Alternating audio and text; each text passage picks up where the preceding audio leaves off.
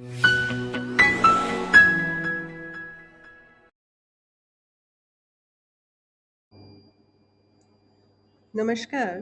आप सभी का सक्सेस लाइब्रेरी साइंस क्लासेस में स्वागत है। आज हम 19 नंबर वीडियो इसके सीरीज़ पर हैं। इम्पॉर्टेंट क्वेश्चन की सीरीज़ में हम 19 नंबर पर हैं, अब 19। तो पहला क्वेश्चन आपके सामने।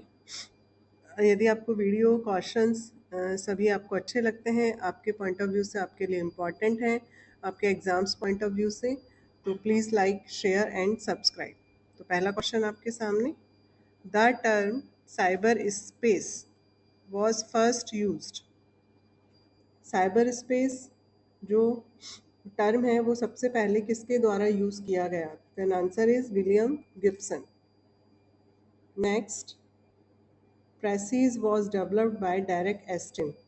तो Precis किसके द्वारा डेवलप है? Derek Estin. ठीक है।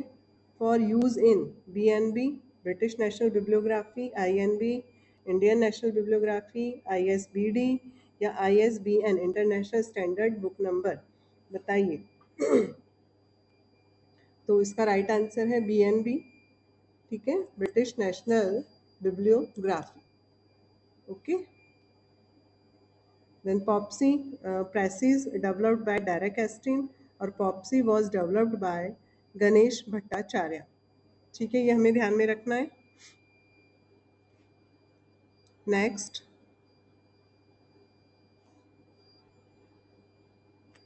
Oyster is an example of digital library architecture based on. Oyster is an example of digital library architecture based on. तो राइट आंसर Oyster ये है आपका digital library architecture, example based on meta data harvesting. तो right answer है आपका meta data harvesting, specifically using the OAIPMH, OAIPMH। इसका full form note कीजिएगा, open archives initiative protocol for meta data harvesting. ठीक है, open archives initiative protocol for meta data harvesting to gather meta data from diverse digital repository worldwide, creative and unified catalog for open access resources. So right answer metadata harvesting. Which part of New Encyclopedia Britannica is useful for ready reference? बताइए, Encyclopedia Britannica। Then Encyclopedia Britannica published year हमें note करना है 1768 से 1771। Important है, exam point of view से आता है। और कितने वॉल्यूम्स? 3 वॉल्यूम्स। ठीक है, comprehensive multi volume encyclopedia English language. तो द एनसाइक्लोपीडिया ब्रिटानिका हम बात करें 15th एडिशन, तो इसका कहाँ पे हुआ है? शिकागो।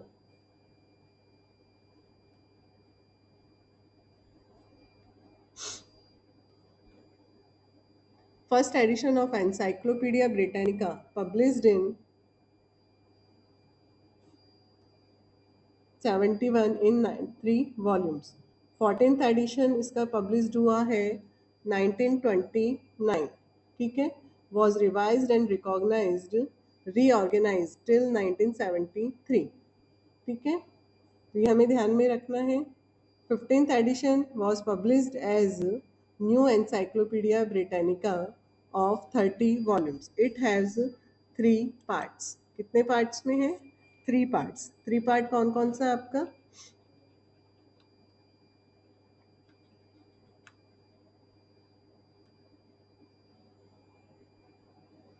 प्रोपीडिया 1 वॉल्यूम, माइक्रोपीडिया आपका 10 वॉल्यूम एंड मैक्रोपीडिया 19 वॉल्यूम। ठीक है, 19, 10 और 1 देन 30 वॉल्यूम्स। प्रोपीडिया तो हम इस पे आते हैं, विच पर रेडी रेफरेंस के लिए यूजफुल है आपका प्रोपीडिया। प्रोपीडिया is right answer.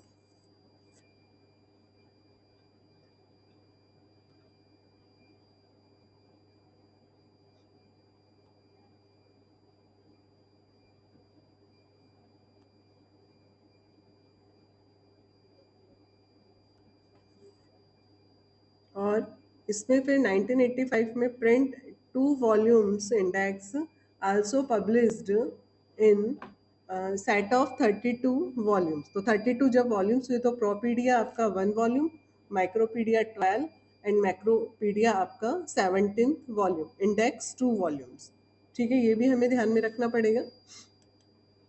Next question,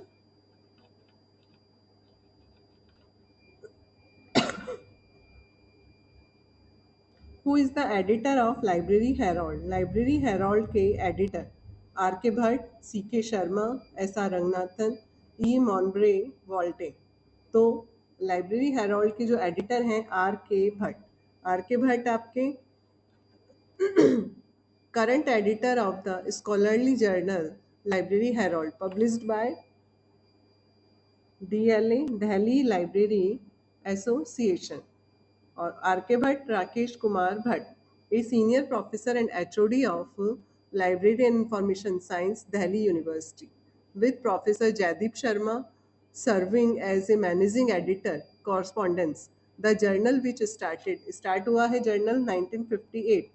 जो भी इस तरह की मैं इंफॉर्मेशन आपको दे रही हूँ उसे नोट डाउन कीजिएगा। और first edited by professor P N Kaula. ठीक है, तो Library Herald, editor of Library Herald है आर के भट्ट, राकेश कुमार भट्ट।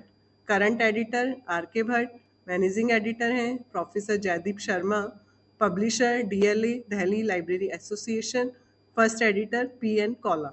ठीक है, तो ये नोट डाउन कीजिएगा।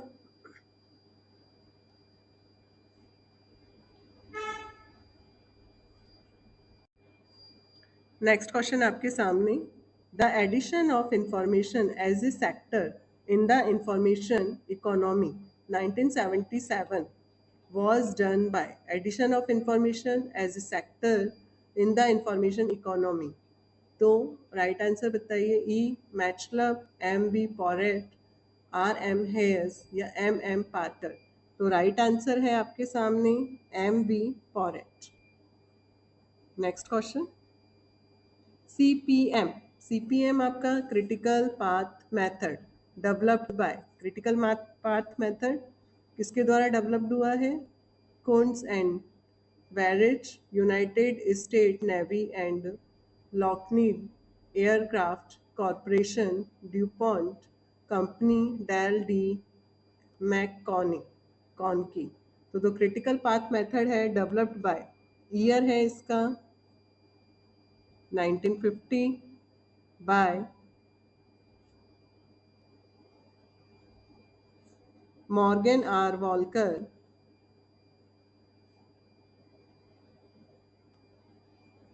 from DuPont and James E. Kelly। ठीक है, ये इसका राइट आंसर ड्यूपॉन्ट कंपनी। तो मॉर्गन आर वॉल्कर है, ये ड्यूपॉन्ट से रिलेटेड है। और जेम्स ई कैली ये है आपका रेमिंगटन रैंड। ठीक है, initially for managing complex maintenance project at DuPont and later applied to constructions, aerospace and other complex schedules। ठीक है, तो CPM critical path method developed 1950, Morgan R. Walker from DuPont, James C. Kelly from Remington Rand। ठीक है, ये हमें ध्यान में रखना है।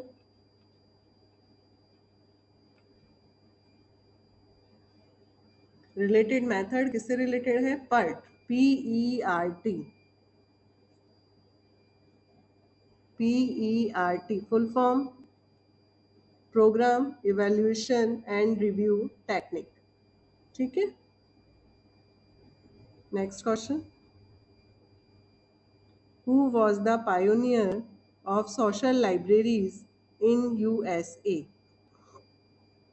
Pioneer of social libraries in USA, Robert Kenny, John Winthrop, James Logan या Benjamin Franklin.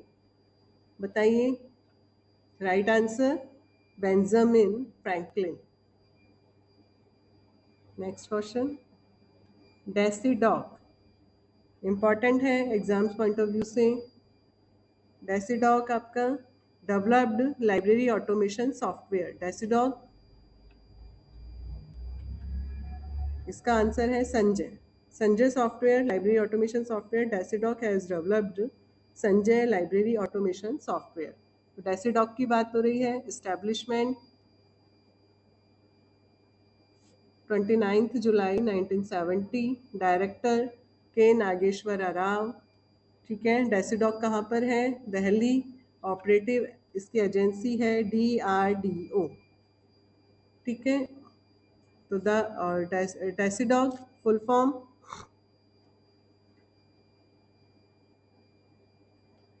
Defence scientific information and documentation centre. ठीक है, defence scientific information and documentation is a division of DRDO। DRDO का full form defence research and development organisation located New Delhi. Located कहाँ पर है? दिल्ली में। Main function क्या है इसका? Collection, processing, dissemination relevant technical information. किससे रिलेटेड है? DRDO scientist. प्रेजेंट में जो डायरेक्टर है डेसीडॉक के नागेश्वरा राव। ठीक है, तो डेसीडॉक का एक शॉर्ट में मैंने आपको बताने की कोशिश की है पूरा। ठीक है, नोट डाउन करते जाइएगा।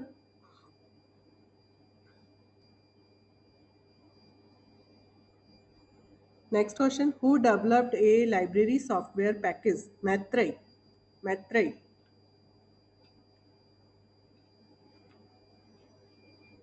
Inflibnet, Calibnet, Dalnet या Bonnet? तो राइट आंसर है इसका कैलिबनेट। इस पर भी एक अपन छोटा सा वीडियो लेके आएंगे। इन्फ्लिबनेट का आपके सामने पहले से ही है ना? आपको इसमें आप सर्च करेंगे तो आपको मिल जाएगा चैनल पर। कैलिबनेट इन्फ्लिबनेट का part first and part second में। Next, who is associated with knowledge society? knowledge society, Peter Drucker, SRR यानी कि doctor SR Ranganathan, CA Cutter and RS Parkhi. तो knowledge society associated, right answer है इसका पीटर ड्रैकर। नेक्स्ट क्वेश्चन, आपको question समझ में आ रहे हैं? आपको तो इसको नोट डाउन करते जाइएगा और चैनल को लाइक, शेयर एंड सब्सक्राइब। ठीक है, तो शेयर कीजिए, जिनके लिए ये इम्पॉर्टेंट है उन तक ये पहुंचना चाहिए। ठीक है, तो आपके सामने who has proposed 7 traditional communication theory. 7 traditional communication theory किसके द्वारा दी गई है?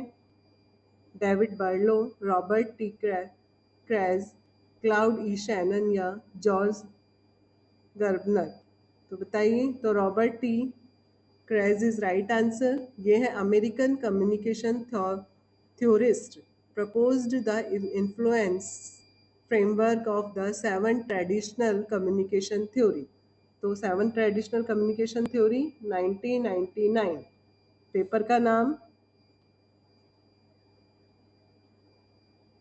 Communication theory as a field. ठीक है, communication theory as a field. 7 जो ट्रेडिशनल हैं वो हमें ध्यान में रखना पड़ेगा, ट्रेडिशंस।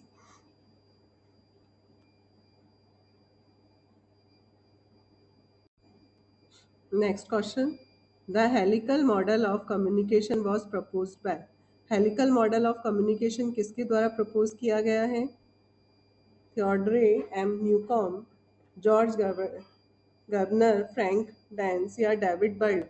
तो Frank Dance is right answer.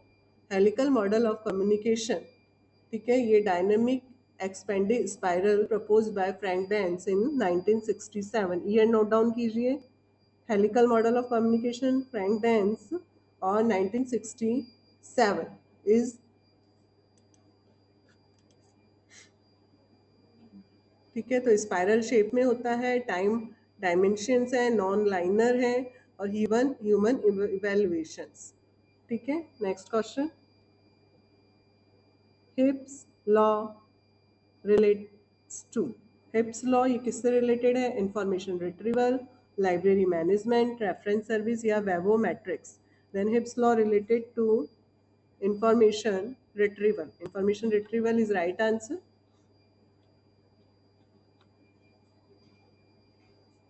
Next question.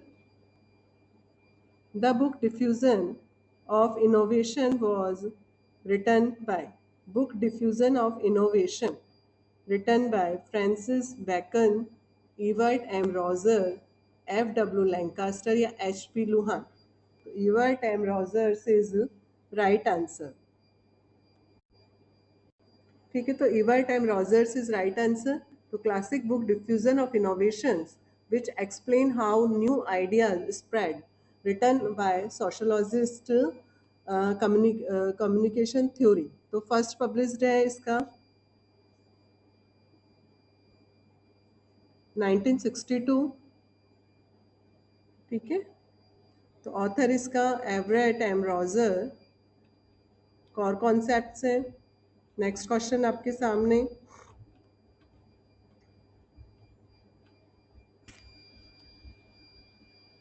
The Big Six model and approach was developed by. Big Six model and approach developed by है, ये है आपका माइक एशनबर्ग एंड बॉब बर्कोविट्स। इंपॉर्टेंट है, कोई भी नई चीज़ आपके सामने आ रहा है, नया क्वेश्चन आपके सामने आ रहा है, तो उसको डिटेल में आप उसको स्टडी कीजिए, अपने शॉर्ट नोट्स बनाइए, तो नेक्स्ट टाइम यदि आपको क्वेश्चन देखने को मिलता है तो आप उसको क्लियर कर पाए।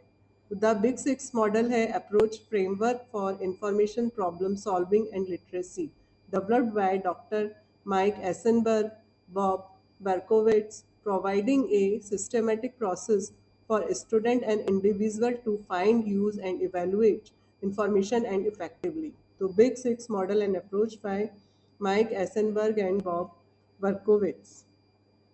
Next question. In LISA, LISA database, what is the accept nomenclature used for the field representing the level not? बताइए। लीसा है आपका library and information science abstract database. The accept field name, तो इसका है NOFT, यानी कि anywhere accept full text, ये इसका राइट आंसर है।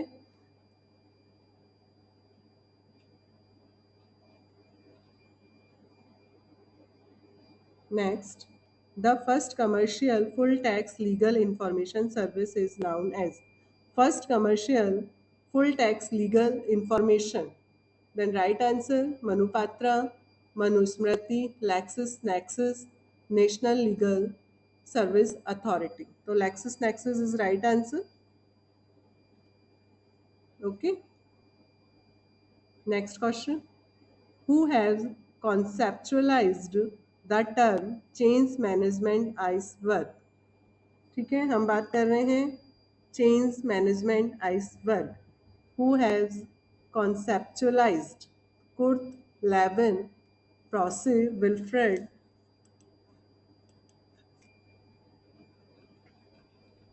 या हैरिस। तो राइट आंसर है आपका विल्फ्रेड क्रूगर। ठीक है, next question, next and last. Okay, इस सीरीज का लास्ट क्वेश्चन आपके सामने। Which one of the following is a consortium in agriculture sciences? Agriculture sciences से रिलेटेड आपका जो कंसोर्शियम है वो कौन सा है? CERA, सेरा।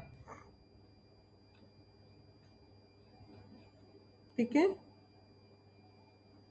ये आपका एग्रीकल्चर से रिलेटेड है। Consortium for e resources in agriculture, popularly name known है इसका CeRA, is an consortium of agricultural libraries under the Indian Council of Agricultural Research, National Agricultural Research and Education System libraries. ठीक है, establishment year है इसका 2007। Note down कीजिएगा। फोर्सा, ये भी एक नई आपके सामने है। फोर्सा का फुल फॉर्म है forum for resources sharing in astronomy and astrophysics. ठीक है, फॉर्म इन 1980। ठीक है, ये फोर्सा की बात हो रही है। ठीक है, तो एग्रीकल्चर से रिलेटेड जो कंसोर्शियम है, CERA, CERA, consortium for e resources in agricultural. ठीक है, तो उम्मीद करती हूँ कि ये जो भी सीरीज जो चल रही है ये आपके लिए बहुत ही इम्पॉर्टेंट रहेगी।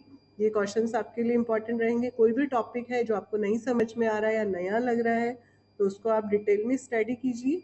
ठीक है, और अपने नोट्स बनाइए और कंटिन्यू स्टडी कीजिए, तो सक्सेस कंफर्मेशन है, सक्सेस आपको मिलेगी ही। ठीक है, all the best and thank you so much. ठीक है।